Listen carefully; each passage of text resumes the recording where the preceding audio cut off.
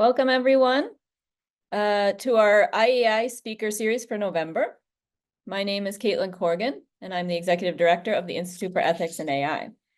With its speaker series, the TUM Institute for Ethics and AI invites experts from all over the world to talk about ethics and governance of AI. These events serve as an important platform for sharing new research and exchanging knowledge. Since our launch in 2019, we are already able to run 40 speaker series events with distinguished guests from all over the world.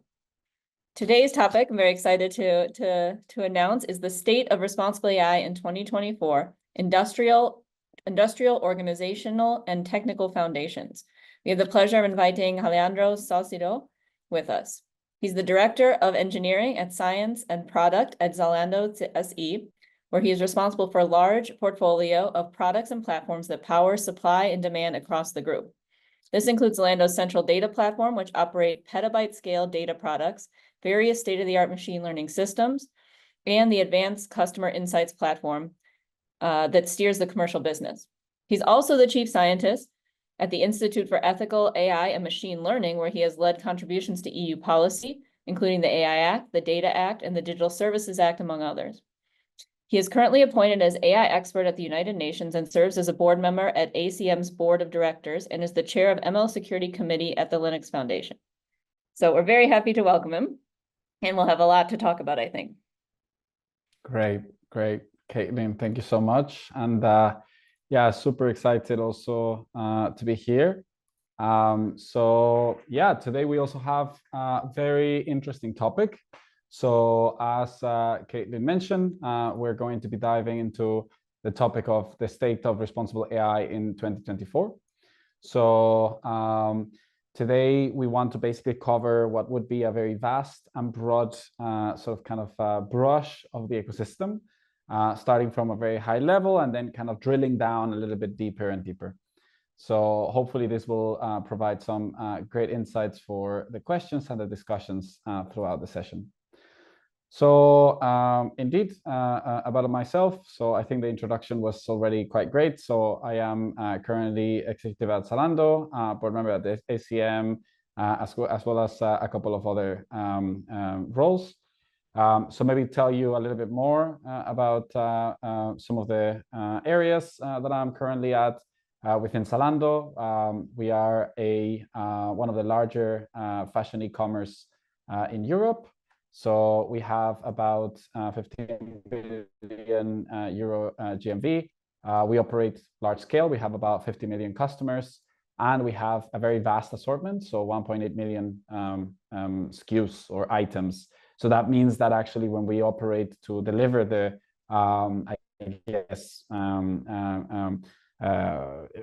assortment to our customers, that requires a lot of intelligence, as it cannot be done manually. And that requires also kinds of considerations, particularly in the way of how to do it responsibly. As a shameless plug, we're also hiring, right? So please do, remember, tell your friends, that's something that we're always looking for great people. So great. Today, we're going to be diving into 3 key areas. We're going to talk about the motivations, right? Why should we care? We're going to also delve into some of the trends in industry. And then we're going to talk a little bit from a high level perspective, some developments in technology. So let's get started first with the motivations. So I don't need to tell you that AI is not just growing at breakneck speed, but it's also reached a critical mass, especially in some areas, right? So it is actually a pretty large market valuation. It still continues to have a very aggressive projected increase.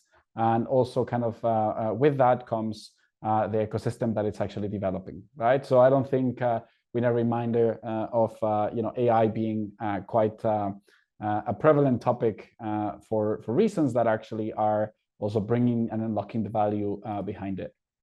Now, we also have to also be aware, and I think all here when we're preaching to the choir, that there are some nuanced challenges that AI is bringing into the ecosystem that are different to traditional software, right? So I think some of those include basically things like not just the challenges that we have with general software, but actually introducing kind of that new dimension of challenges, for example, in security, when it comes to AI, basically bringing kind of another layer, right? The fact that we have to deal with artifacts, the fact that we now have to deal with undeterministic systems and undeterministic components, right? So that does require kind of a level of additional kind of nuance that we need to consider.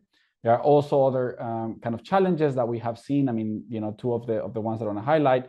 Second one being things like algorithmic bias, that, you know, is something that is prevalent and important, especially depending on the proportionate risk that we are carrying of.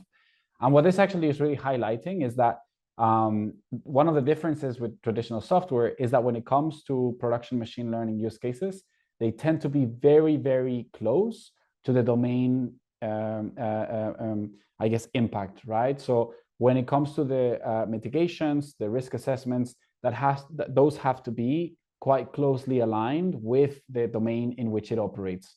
And that is something that we're going to be actually fleshing out and delving a little bit deeper. But I mean, obviously, this is something that you know, most would be more or less aware. The second element that I want to highlight is that AI is not new, right? And we all know this. Not just that it's not new, but a significant amount of the technology that is leveraged has been battle tested, you know, for a very, very long time, right? Even kind of, you know, can trace that sort of like the roots of some of the neural networks, you know, all the way back to, you know, the 1800s. And, you know, a lot of the technology that is used as of today, you know, is basically, you know, 70s, 80s, 90s, right? So it is worth highlighting that to a certain extent, there is a robust foundation for some of the battle-tested components. But we will also dive deeper into how basically now the scale in which we now are operating them are introducing a further nuance that is required, right? Particularly the impact at the scale that it's driving, not just within industry, but also within society. And that is basically this kind of like questions of scale that are bringing us to an emerging field, right? In this specific case, those kind of like, you know, battle-tested algorithms, the challenge that we have is the nuances that we're now discovering with the data at scale, with the application at scale, etc. And now when it comes to the, I guess, cutting edge, right? This is where we are start seeing kind of like some of the, I guess, you know, GPT-based, transformer-based technology, not just within basically text, but also across other modalities, images. Now actually only adding another layer of, I guess, so have this, you know, consideration and challenges that come with the scale, but also challenges that come with basically the, I guess, you know, not having the knowledge of how that would basically like work when actually productionized. So this is actually something that we're going to be diving into, and these dimensions are important. But I think it's also worth highlighting that, you know, this is kind of the way that I tend to also see it, that in industry, a lot of the use cases that are driving a significant amount of value tend to be what you would consider more the boring side of AI, right? And when it comes to the more sort of, you know, cutting edge, I guess, you know, shiny toys that we're seeing kind of developing, I think that is where there can be this, you know, high potential, but also high risk, because we have not seen them, you know, battle tested as well as much. So let's dive a little bit deeper. I also want to kind of like provide a little bit of kind of an intuition of how the discourse has evolved, right? Because the topic of responsible AI is not new, right? This has been something that, like, you know, practitioners have been grappling already for quite a while, right? To give an example, on our side, we set up, the Institute for Ethical AI, so the one that is, you know, kind of on our side back in 2017. And even before that, there were a lot of kind of, you know, initiatives to try to kind of wrestle within these areas. So to put it into maybe some intuition, the way that I want to call it is perhaps it started with, you know, the concept of ethical AI, right? These were the years maybe like 2015 to 2017, 2018, 2019, where companies, academics, and even countries were focusing on publishing high-level principles, right? Like principles for ethical AI, principles for responsible AI, et cetera, et cetera. So we ourselves also published kind of like our 8 principles for responsible AI back in 2017. Since then, I think there has been a level of maturity where organizations are no longer just looking at principles, you know, or entities are no longer looking at principles, they're looking more, they started looking into basically now the question of, okay, what does it mean to drive best practice, you know, from a tangible perspective, right? This is where we started to see the concept of trustworthy AI, which also came a lot from the European Union, basically calling this concept of trustworthy AI. We started seeing a lot of standardization bodies like the ISO, IEEE. They started kicking off some of those industry standard working groups on AI. So one of the ones that, for example, we were involved in very early on was the IEEE transparency initiatives that we're trying to set up those standards. I think now they're actually coming into fruition. Similarly, the ISO standards for AI actually were published relatively recently. Since then, you know, of course, there has been further discourse and further maturity.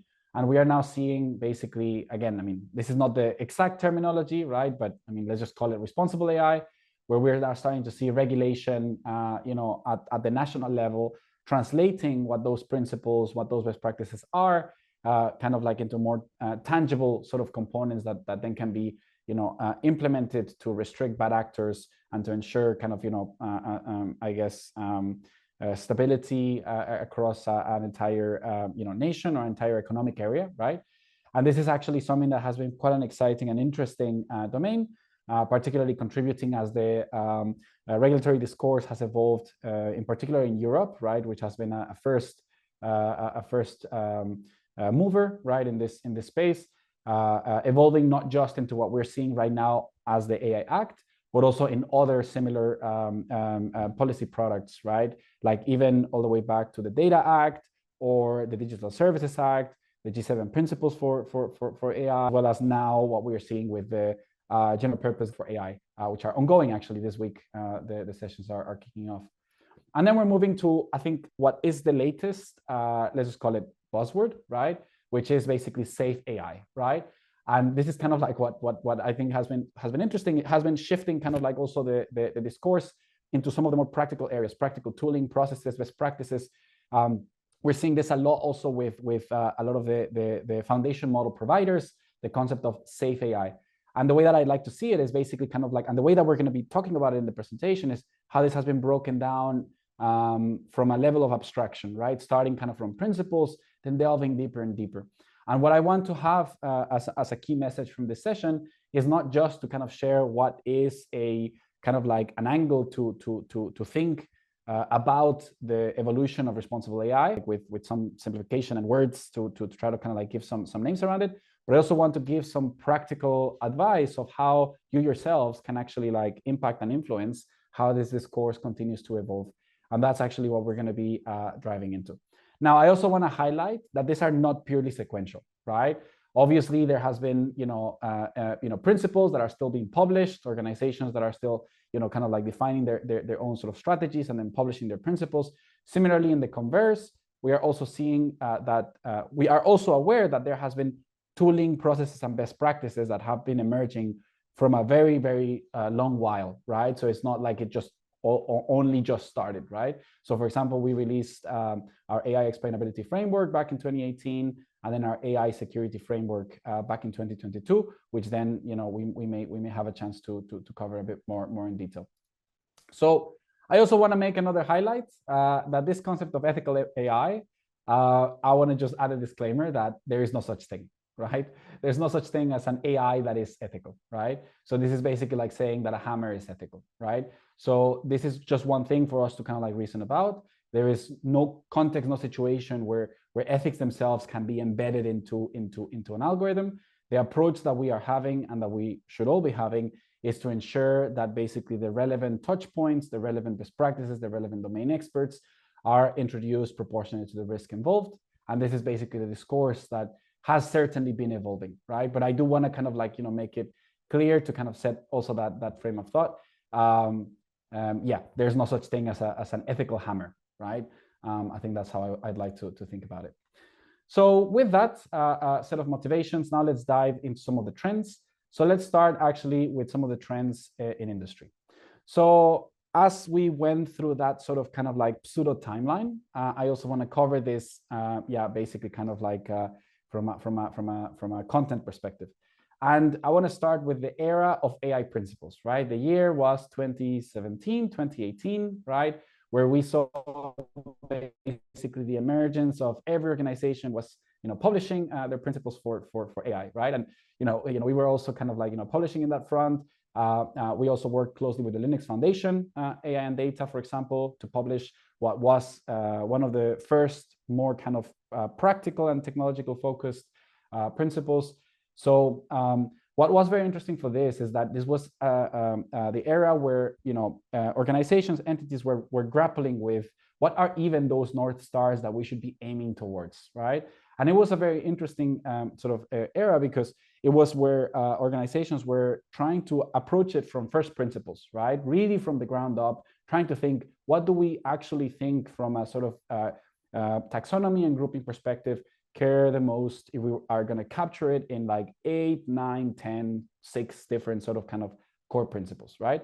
And one thing that was very interesting from those exercises is that organically, the entire, I guess, not just industry, but the world has been just converging into what was basically a set of pretty much exactly the same principles, right? Like, yes, there was some wording a little bit different over here and some wording a little bit like that over there. But at the end, right, there was no one that was actually going to like look and say, actually, well, security is not going to be relevant, right? Or transparency, accountability is not going to be relevant, right? I mean, sometimes explainability was called interpretability, but in some other times it was actually covered under transparency, right? So one of the things that we were seeing, and that actually then some very interesting reports like this Harvard report all the way back to 2020 was highlighting how there are, what are some of the trends that are coming out from those principles, from those national strategies, etc. And one of the things that, like for now, is the key recommendation. I think if your organization is thinking about establishing some of the principles, obviously it is kind of great to make sure that they are applied into the respective domain where you're operating. But if now you have the ability to actually stand on the shoulder of giants, to actually leverage what is existing, right? And if I was to point you to some great principles, right, I would actually point you, I mean, not to be biased and point to our own, but actually to the OECD ones, as the OECD was able to not just set some principles that a lot of organizations are converging towards, but a lot of nations also have been converging towards. So I think this is an interesting point to cover that is worth highlighting. And then maybe now going kind of like to the next level of abstraction, going to standards, right? And when it comes to standards, what is interesting about this is that they tend to have a very interesting interplay between principles, regulation, and tooling processes, because they actually allow codification of best practices or harmonized processes to do something in ways that are kind of like widely accepted, right? And you see organizations like the ISO, the IEEE, that basically sets up initiatives on that. But I think, we're probably most of us relatively aware, at least from an intuitive perspective, like, what are standards? But I want to actually call out an interesting point that is maybe often not as widely known about industry standards and industry standard bodies is the question of who actually sets the standards, right? Like who actually devises basically these things that we suddenly now see as fully kind of like ubiquitous, right? Like that they are like widely adopted. The interesting thing is that you can set the standards, right? These are basically often, if not most of the times, created in open working groups or at least semi-open working groups where basically anyone can join, right? And that means that if you suddenly say, hey, I feel like this area doesn't have the relevant number of best practices, or actually this standard that is being created, I don't feel like it actually captures, or there's not enough representation of XYZ. It is actually like an opportunity for us, right? Or, in this case, you, right? To actually, get involved and contribute, right? And, who uses the standards, maybe you as well, right? And that may be actually one of the reasons why it would be actually worth contributing, and then maybe others as well, right? So when it comes to those, kind of standardization bodies, one of the calls to action that I would actually even suggest as part of this session is to learn about what some of those bodies are working on and see if there are any of those that you would be actually interested to contribute to, right? So this could be, standards, or even frameworks, like for example, the OECD, which has their AI risk framework that is currently in development. They actually are publishing the draft. Another one would be basically with the IEEE, right? I think they have several standards that are widely known, particularly in the IT space, like Wi-Fi standards, etc. But they also have some within AI. And the ISO as well, they have been working quite a lot on the standards on AI, which they're publishing. They have also other active working groups that they actually continue working in some of those sub areas. So certainly, I mean, one of the things that I want to call out here is the involvement and actually the means of contribution. So now let's actually step into the next part, which is regulation, right? And actually, we're now seeing a lot of interesting, developments when it comes to regulation of AI, right? Particularly us, or at least myself, who I'm joining from Berlin. We are aware that European Commission was, indeed one of the first movers to actually set the drive for this.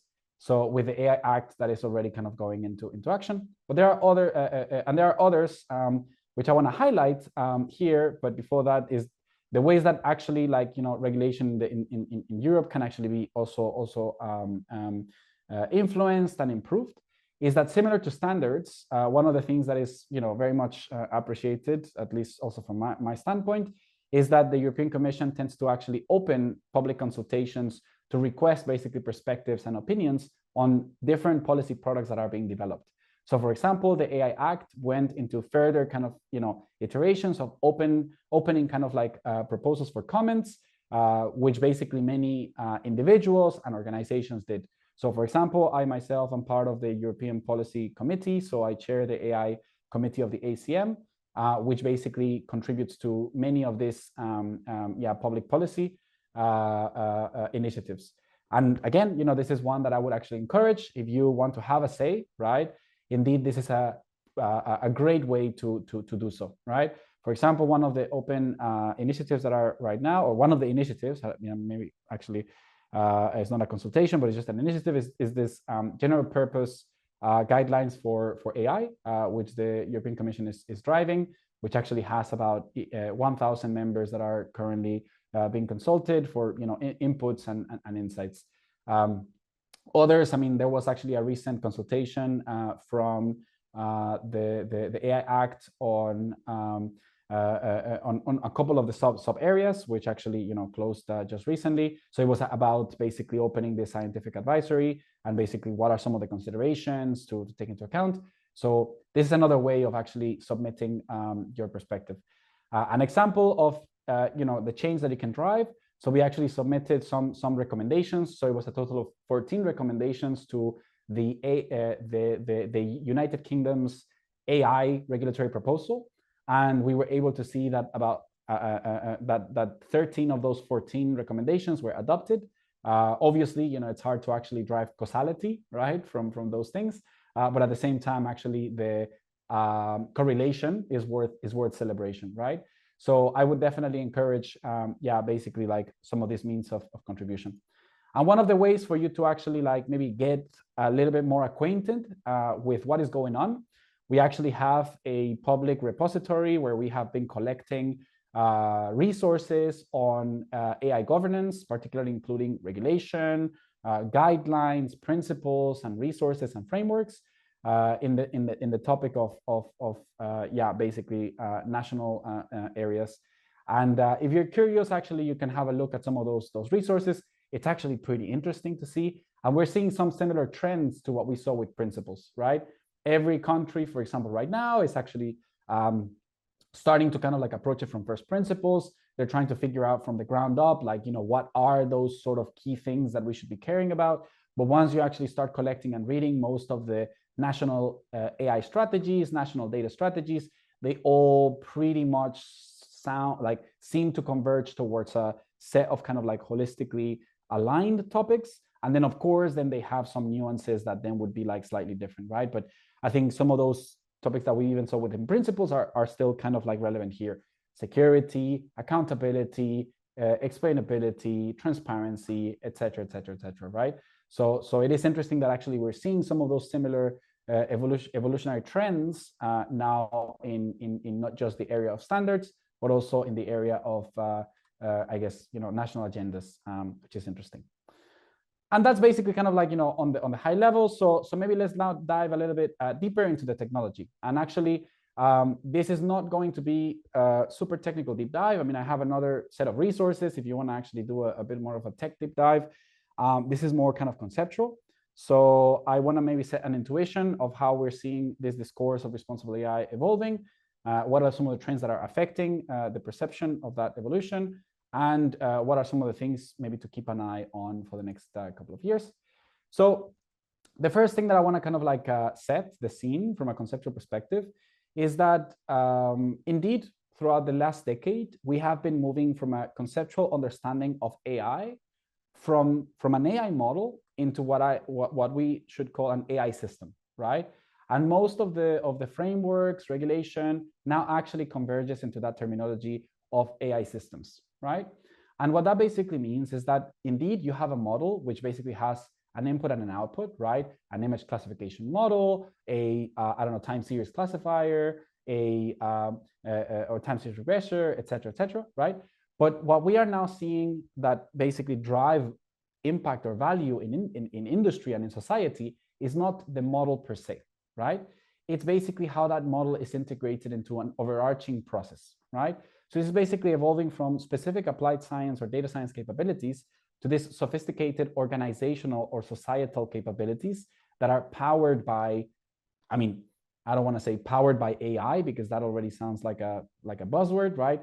But it's basically at least powered in some significant way by a machine learning model, right? Let's call it, right? The question of like, what does a machine learning model mean, right? The spectrum itself, I mean, it could mean all the way to a deep learning advanced model. And then in some cases, I mean, some would argue that some statistical models also fit the picture. I think that's basically now the practical aspect that is being kind of wrestled about. But indeed, so is this transition, right? And now we're moving into use cases, right? Not just specifically models. And this is what actually a lot of like the frameworks start talking around. Basically, they're not talk just about the model itself. They talk about the use case, right? Because ultimately the impact is on the use case, the mitigation, the risk is on the use case, and also for organizations, right? The business value is on the use case, right? It's not again about the hammer, right? It's about the whole process that enables that hammer to be useful, right? And obviously, this is also kind of like leveraging advances in software operations applied to AI delivery. Now, what that really means, maybe to translate it here, is that when we move from a model to a system, this also brings scale, right? Because when we talk about software, we tend to talk about it often also at internet scale, right? And this means basically, for example, even a company like Zalando dealing with like 50 million customers, right? This is a scale that is like significantly larger than basically just like running something for a local use case, right? So this actually requires considerations that have been, to a certain extent, been learned from, or at least wrestled upon in the software sector, but now need to actually be translated and actually re-thought and re-engineered to actually be meaningfully applied to AI. So now actually, you realize something, right? I've gone for 30 minutes throughout the talk, and I didn't really say the word generative AI once, right? And you may think to yourself, well, but why, right? Generative AI is like the thing that is driving the revolution and, the thing that actually is making everything so much different. But the reality is that actually that is not the case, right? So LLMs and Gen AI foundation models have certainly introduced some new terminology. Like, I mean, you may have heard about this concept of like agentic systems, right? The concept of basically a model interacting with different sort of components, right? But when it comes to actually like the concept of agentic systems, so the LLMs have actually like introduced much basically better intuition for the general public of the challenges of AI at scale, right? But they have not introduced new challenges, right? They've just kind of like made them absolutely clear, right? This emergent technology or deterministic systems that we're connecting to take actions with databases, with software, with applications, right? Something that actually are also not new, right? Like they exist all the way back to the 70s, right? With things like recommender systems, with things like, search, right? These are things that actually, have existed just such that like maybe it's not an LLM that is actually, being put in the middle there, right? And because of that, one of the reasons why I want to kind of like highlight this is that a lot of the topics that we're discussing today are not restricted to generative AI, right? And what we are also seeing is that when it comes to the nuances that generative AI brings into responsible AI, they come into the same hierarchical sort of kind of like considerations where the best will also apply, right? There may be some very specific things that we also may need to take into consideration, but concepts like what is being discussed, like introducing AI guardrails, making sure that you have like red teaming for security, making sure that you're kind of like considering all of the cybersecurity risks. That is also not something that is just specifically to Gen AI. And similarly, for the challenge that we're seeing in production, scaling of models, etc., those challenges, indeed, they actually become kind of very prevalent with Gen AI because they tend to be large models, they tend to be compute intensive, they tend to have complex orchestration requirements. But at the same time, that doesn't mean that it's just very specific to just generative AI. It's just that actually we're now starting to apply them in domains and unlocking new potential value that is net new into what we have actually battle tested. So there is kind of like that consideration of like, building on what we know. Of course, as promised, right, I said that this talk isn't going to be technical. So yeah, this is kind of like the level of extent that we will be showing some pseudo architectural diagrams. So now let's actually take a step back. And I think let's talk about technology from a different angle, right?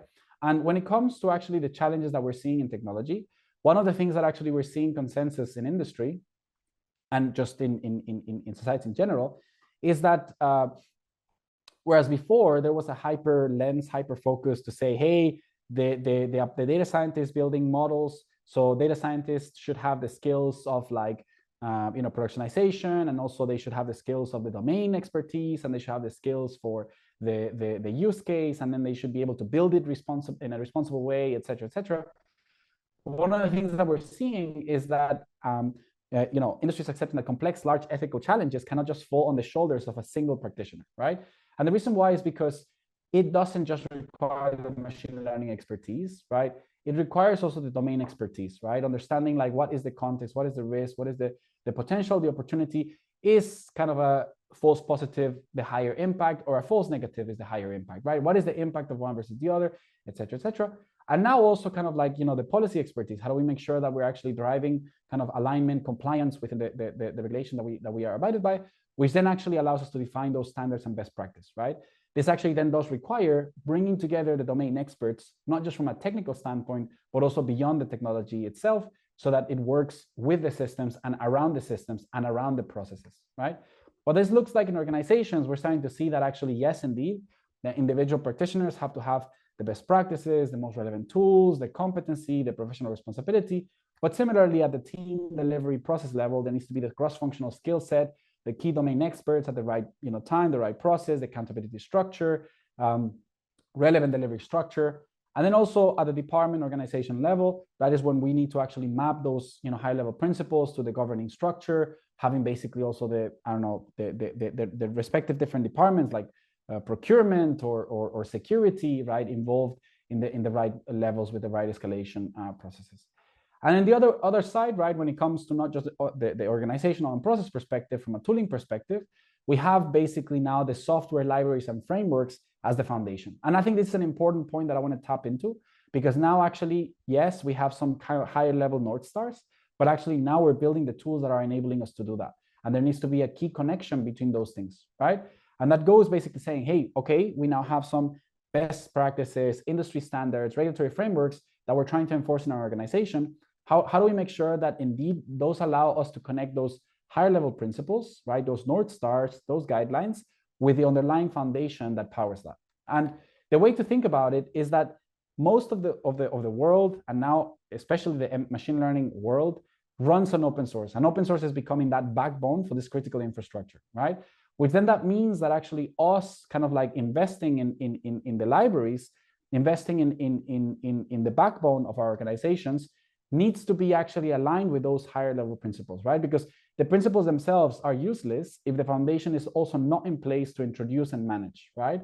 That means basically enabling us to have the monitoring in place, the lineage in place, the auditability in place that then allows us to have that transparency or that explainability or that accountability, right? And for that, I think one thing that is very important is that open source is now actually becoming a leading component in that. And this is also one of the messages that I tend to kind of like highlight of, you know, who kind of influences the regulation, who influences the standards. So by practitioners kind of like being involved in those processes, they are able to not just influence the higher level, but also making sure that they are able to map it to kind of like what is happening on the ground. And indeed, similar to the standards, you actually can get involved, right? And you don't have to be technical, right, to contribute to some of those work streams that are happening in the different organizations, like the Linux Foundation, the Apache Foundation, NumFocus. So they actually have working groups that not just build software, but that also address kind of like societal considerations around software, right? So for example, in the Linux Foundation, it was mentioned, so I chair the Committee for Machine Learning Security, right? There has practitioners from a security standpoint that actually contribute to this course to try to understand, like, you know, how to best tackle the challenges that arise in that intersection. So with that, I think we're now coming to the conclusion. So I want to now just basically share some closing thoughts before we dive into some of the questions. So also please do have a think if you have some topics that you want to double click on, or yeah, basically dive a little bit deeper. But the first one that I want to highlight is that basically in the reality is that the impact is human. So no matter how much AI, how much automation, how much Gen AI we introduce, how many perspectives we build that, like, you know, we'll have an agent kind of like in the middle automating things, the impact at the end is human, right? And as critical infrastructure increasingly depends on machine learning systems, and it doesn't matter how many abstractions we build, right? At the end, there's going to be basically, at both ends, there's going to be humans, you know, at that perspective, right?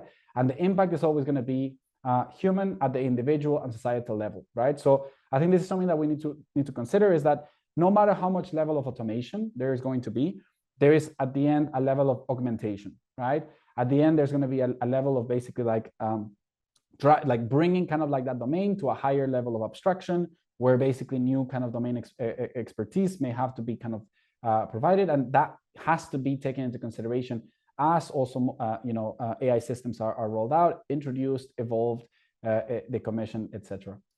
And the final point is that, you know, not everything is AI, and actually this is probably my favorite slide. You know, ironically, being kind of like a talk about AI itself, is that if we think about kind of like the whole set of problems in the world, and we think about the relevant solutions for those problems, only a subset of those are going to be software solutions, right? And even a smaller subset of that will be actually relevant, so like AI and machine learning solutions, right? And if you think about it, right, like even tinier amount of that, right? So that little circle at the bottom will be actually Gen AI solutions, right? So I think this is something that is worth considering. We were talking a lot about the hammer, right? So, you know, it's worth remembering that if you're actually running with a hammer, you know, everything may look like a nail, right? And I think we're seeing that a lot, right? Where, you know, AI is being applied where, you know, it shouldn't be. I think this is also, you know, one of the key trends when it comes to responsible AI is no AI at all, right? And I think that is actually equally as important as when actually, you know, a solution, you know, can benefit from AI to drive value. So I think with that, yeah, I want to close it off. So thank you all for your time, and I hope you enjoyed it. So yeah, if we still have some time, we can then turn to the questions. So thank you all. Great, thank you so much. What a full presentation there. I think we have a lot to talk about. So please feel free to, I see a couple things already coming in the chat.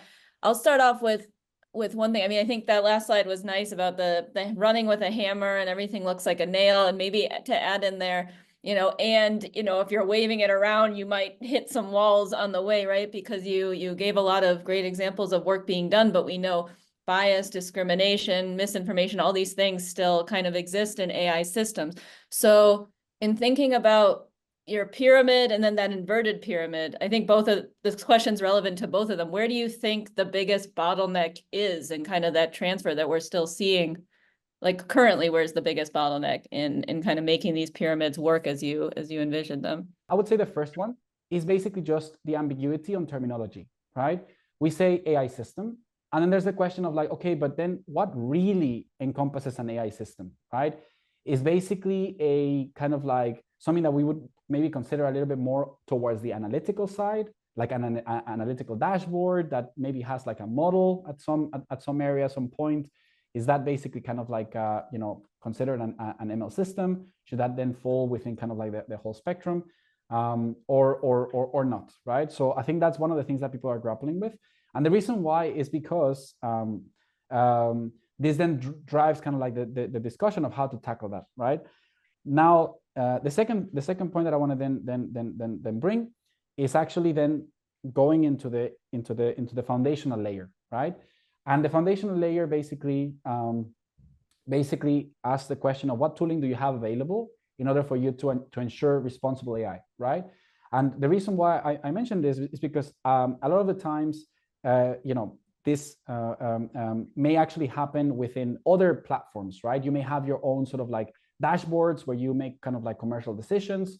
Those dashboards themselves, may have some like AI embedded into them, but the way in which basically that AI is built, right, may be very different to what another vendor may provide, and maybe would be very different into how you build kind of like your models internally within the organization.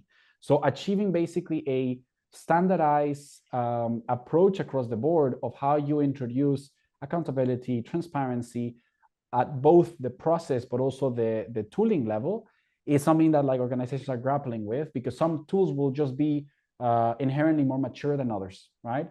And then the last point, the third point that I want to introduce is basically what even that best practice means, right? And how mature are organizations implementing it, right? I'll give you basically like one example of this. One of them is basically the concept of an AI inventory, right? This is basically kind of like the central repository where an organization is able to track all of the use cases that like they are running with AI. Most organizations, if you approach them and you ask them, do you have one? Most would say no, right? Like they would actually not even have an understanding of what is running with AI on their organization, right? This connects them to the second point, to the first point. But I think there's a level of kind of like even sort of like foundational work that needs to be also in place. So I think we have also seen these three areas or these three themes evolving quite a lot. I think the discourse has really kind of also matured. And I think now we're talking more sort of practical and say, okay, well, I have this specific use case. How do I make this specific use case, I guess, leveraging best practice, being explainable, being accountable. And I think organizations have been able to evolve and tackle things on a sliced basis, even with caveats, right? But I think now is the question of how do we then, tackle that in a more sort of holistic way, similar to what we've done in software. Related to that, I think, or related to that section of your presentation, do you see companies putting more and more emphasis on these other, so you had kind of the technical expertise, but then the domain expertise and the policy expertise, and have you seen it evolve that companies are bringing in more of these domain and policy experts in this space to tackle these problems? Because I think I agree with you that you need all three components there. Yeah, no, that's a great question. So I mean, the interesting thing is like, I keep kind of like bringing analogies back to like software, like general software. And I think this one is an excellent one to just bring another analogy there. So in an organization, let's forget about AI. In any organization, not any organization, but in an organization, you would have your security teams and your legal teams working closely also with your IT teams to ensure that you are compliant to some of the regulatory requirements for data privacy or for cybersecurity, right? To make sure that you are also compliant to some of the standards that you have internally. So with AI, it's no different. And organizations are basically now kind of like realizing that indeed they have already kind of like at least some functional structures to enable that, that just need now translation into those kind of like, more AI focused systems. So I would say that the answer is yes. Most organizations are now starting to think about it from that perspective. To give you maybe more of a quantifiable answer to that, we actually ran a survey recently, and we found out that 10% of the respondents of the organizations responding that actually had in place a central AI risk governance function, and 35% of the respondents had a central AI platform team within their organization. So they are now starting to actually tackle this from a functional, I guess, process central function perspective. So yes, yeah. Interesting. Okay, I have a couple questions here from our audience. Edmund asks, can you please elaborate more on the notion that there's no such thing as ethical AI, as you mentioned? There might be some other people in the audience that have things to say about this too. What would what would your preferred term be then to encompass this idea that we have to put ethics into AI somehow? Yeah. So to expand on it, I mean, I really like this hammer analogy, but I think that really is the best way to say it, right? It's like at the end, AI itself, a model is just that, right? It's like taking a coffee cup, right? And asking, how do I introduce AI to the coffee cup or to a hammer, right? So the question the question is more one of ethics in AI, right? Or responsible professional responsibility in AI, or regulation in AI or around AI, right? Of how to then think about it from that lens is when it comes to a machine learning model, it is not the machine learning model like what we discussed that actually then drives the impact, positive or negative, right? It's also not the system, it's not the AI system that drives the impact itself. It is the end-to-end integration of the system into that societal component, right? Which basically has a process in the intermediary and has domain experts at different parts of the end-to-end life cycle of the machine learning model. The data gathering, the training, the evaluation, the deployment, the monitoring, the retraining, et cetera, right? And each of those points, there is the question of, well, what does it mean to introduce fit for purpose touch points from the respective relevant domain experts that are proportionate to the risk involved, right? So what I mean by that is like, if you're actually just running a experiment that is just going to be showed to your friend as a prototype or a small group of people with non-personally identifiable data, that is very different to actually rolling out a major automation that is using, personal data within an organization whose impact may actually potentially negatively or positively affect an individual for more than a generation even, right? And we are seeing some of those examples from the prohibited use cases that the European AI Act defines, right?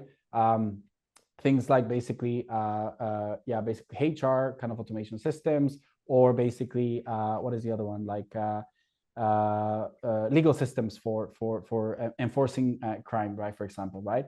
So the question here is, what does it mean to introduce basically responsible practices across that then align to basically something that would be proportionate to the risk involved? So I think that's how I would maybe like think about it. Yeah. Much longer term than ethical. Yeah, exactly. And much more pragmatic. It's hard to right? encompass, yeah. That's also why I like the term kind of like more of responsible AI. Even there's no such thing as like making a hammer responsible, right? I think at least it puts it into a little bit more kind of like, I guess, applicable terms. And that's also why I wanted to show kind of like the way to think about it, from ethical to trustworthy to responsible to safe, right? It's an evolution of how we've all in the field kind of also been thinking about it. I mean, maybe some people will disagree, fine, but that's a good way to think about it. Yeah. Okay. I have two questions from Caroline. How do you collect, I think this is like kind of in your experience or at Zalando or in where best practices you've seen, how do you collect and address your final customers' needs in terms of responsible AI? For example, needs in transparency, explainability, privacy. And additionally, do you have experts in social sciences and humanities in the AI governance kind of operations? Yeah, that's a great question. So I think for the first part, because I mean, I think maybe to give kind of maybe first like a perspective that I think you would find relevant about Zalando, and then one that is more general, right? So specifically about Zalando, I can actually point you to a relatively recent innovation that was launched. So we launched basically this product feature called the AI Fashion Assistant. So it's basically kind of like a conversational AI that allows you to basically like find the right attire based on whatever you talk about it in kind of like a chat basis. And that actually came with a very, very interesting and very cool collaboration between the technology side and our cybersecurity and legal side. And actually, there's a very cool write-up in the Wall Street Journal where our VP of security, our CISO Florence, and one of our VPs of product, Tian, actually talked about the journey. So I would encourage for you to check it out. That is basically a prime example of how to translate not just the customer needs into something that can actually like address a potential, I guess, value add, but also what does it mean to do it in a responsible way? How do we actually like red team and test it before we launch it? How do we roll it out in a way that actually like minimizes potential impact and maximizes feedback and iterations? And actually how, as an organization, we can think about it to build this as a muscle, right? So that we can actually like bring it into a process as opposed to just like a great thing that was done once, right? And I think this is now going to the second part of the question, and now I will comment more from a general standpoint, right, as opposed to specific to Zalando. So the way in which basically kind of the point about like bringing, I guess, backgrounds from beyond the technical side, maybe social sciences, etc. So that question has quite a lot of nuance, right? Because I mean, would an organization basically hire a diverse workforce that can provide different perspectives, both from kind of like an angle, but also from an expertise side? That question is something that like, is important to grapple with. Domain that has like, low risk towards that nuance is because when it comes to the latter, right, when it comes to the high risk domains, there already is high scrutiny in place, right? There already tends to be a high level of, I guess, compliance requirements that organizations have to abide by in order to actually roll something out. Examples of this would be the financial sector or the insurance sector, right? Insurance, for example, credit risk assessments, that in itself is already like, highly regulated. So introducing AI on top of that is not going to be moving out of that, right? We're not going to say, okay, you say you want to introduce generative AI models to a credit risk scoring. Let's think about a completely new way of doing that. It's just not going to happen, right? We still need to abide through those kind of like, risk mitigation measures. And this is also why you tend to see that in some of those areas, there tends to be less or more adoption of like, statistical techniques, right? That can be actually, significantly more deterministically proven, right? Than otherwise, right? Certainly there's still advances, and we've seen some pretty interesting use cases. I think there was a use case from one UK insurance where they were introducing explainability techniques for some of their machine learning models that were enabling them to use some of those kind of like more advanced approaches whilst mitigating some of the risk, right? So I think, and this is the challenge, right? Unlike with software, the answer on ML, right? It always is, it depends on the context and the use case and the risk, because it actually really does, right? It cannot just be clear cut and, we just think about one method and just like roll it out across. It really is so close embedded to the data, to the domain, to the learning of that it requires basically that sort of diversity of expertise, background, and capability relevant to where it's going to be applied. Yeah, but that's a really good question. Yeah. So it becomes not just a question of being responsible, but actually for making your products effective too. Exactly. Yeah, driving value. Yeah, as well. Yeah. Okay, time for a couple more questions. I have one here from Parag. With so much arms race among tech companies in this space, do you see that tech players are working towards real standardization in responsible AI, or are they working, working to create kind of their own standards that fit their own needs? Yeah, that's a very good question, actually. So I would say that it is the former, right? It's like people are actually like standardizing, right? Like the reason why is because there is a separation when it comes to basically kind of like competitive advantage and building things the right way, right? I mean, to a certain extent, they're not completely like there are some intersections, right? Of course. Or actually the other way around, like there are some things where they don't intersect, right?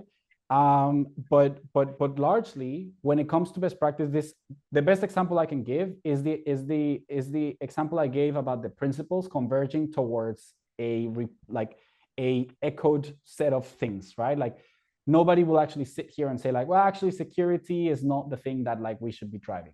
And similar with software, it's like, oh, actually, well, testing, writing unit tests is not something that like, we should be doing, or writing integration tests is not something that we should be doing, right? So when it comes to actually like technology best practices, that foundation layer tends to be the same. And a great example that I want to give is, for example, with the Linux Foundation, there has been a consortium called FINOS, which is the Financial Consortium for Open Source.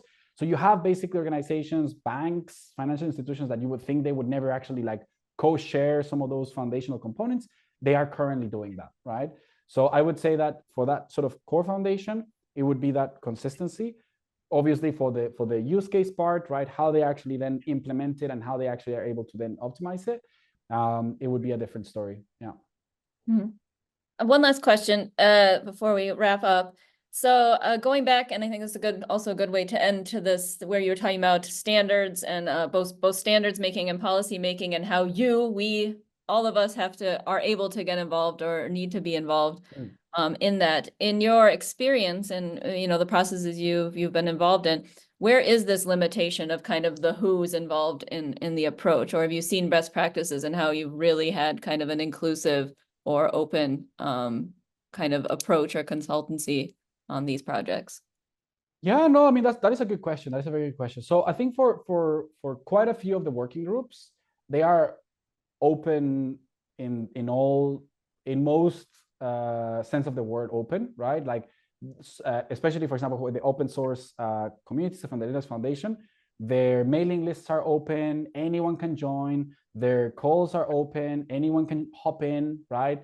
Whenever somebody new comes in, they just go like, hey, you're new, please introduce yourself. Where are you coming from? What's your background? And then really it's from a volunteering perspective, it's as much as you can contribute. I mean, obviously, if there's somebody that is just joining without any kind of like desire to contribute in good faith, right, it would be, pushed out, right, and called out, right, because people are spending their time on a voluntary basis because they care about the topic.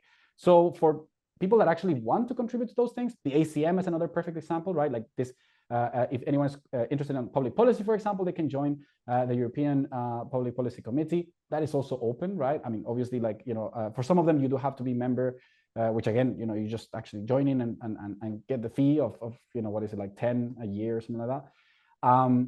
But it is open, right? And I think even for me, when I was first introduced to this, I was also surprised.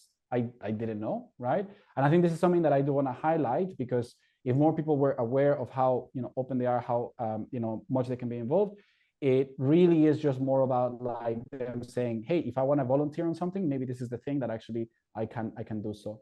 Yeah. Great. I think that's a good way to end on a call for action to all of you to get involved and reach out if you want to get more involved, right? So I'd like to thank our speaker again, Alejandro, for accepting our invitation and giving us this really insightful presentation. And thank you all for your questions and comments to make this discussion a useful one. And on Tuesday, November 26th, just a shout out for our next event, we'll be with IBM at the Munich offices here, working on generative AI, human decision-making, and responsible design. So that's our next event coming up, again, in Munich in person. And seating is limited, so definitely check out the IEAI website if you want to register for that very soon, because it is almost full. So with that, I wish you all a great day. And again, another virtual round of applause to Alejandro for the presentation. And we look forward to seeing you all again soon. Thanks so much. Thank you. Thank you. Bye. Bye for now.